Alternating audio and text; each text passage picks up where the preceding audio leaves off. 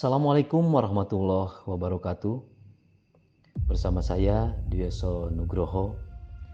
Pada video kali ini kita akan membahas materi untuk mata pelajaran sejarah kelas 10 semester 2 dengan topik teori masuknya Hindu-Buddha ke Indonesia.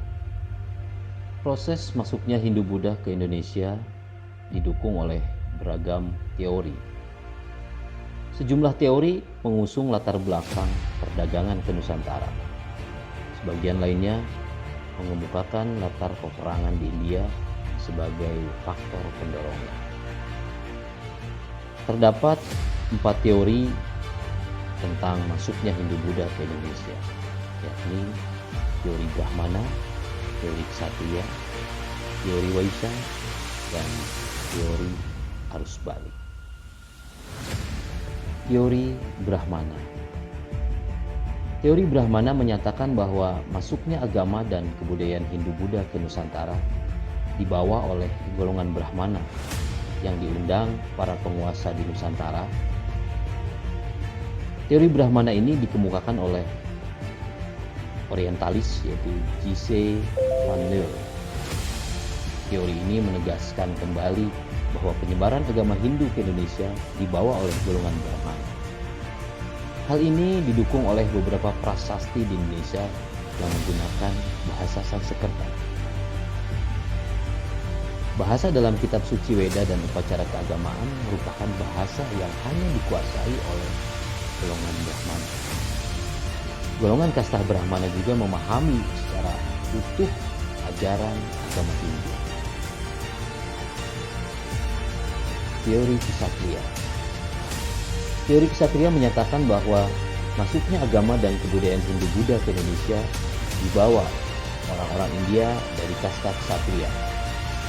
Teori yang dikemukakan oleh Dr. J.L. Munz ini berargumen bahwa sekitar abad ke-4 sampai ke-6 Masehi kerap terjadi peperangan sehingga kasta Ksatria yang terdiri dari kaum bangsawan dan prajurit mengalami kekalahan.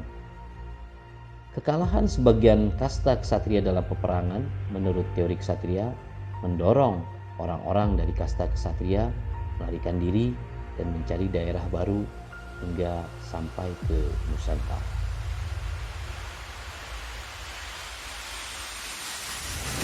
Teori Waisya. Teori Waisya menyatakan bahwa golongan Waisya yang mempunyai peran besar dalam menyebarkan agama dan kebudayaan Hindu-Buddha di Indonesia.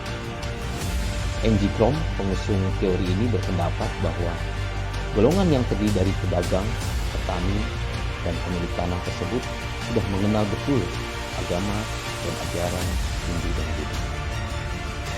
Kedatangan golongan Waisya ke Indonesia bertujuan untuk memperkenalkan agama dan kebudayaan Hindu-Buddha pada rakyat Indonesia di samping aktivitas mereka dalam berdagang.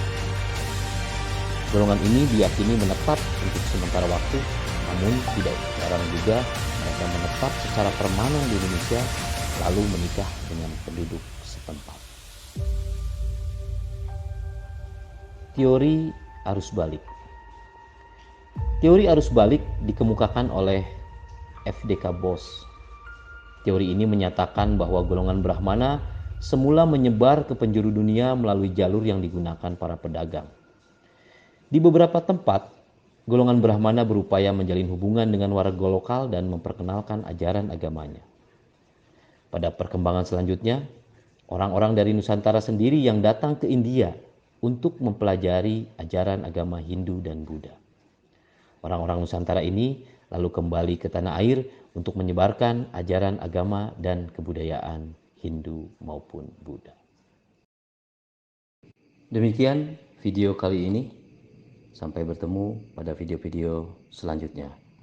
Terima kasih.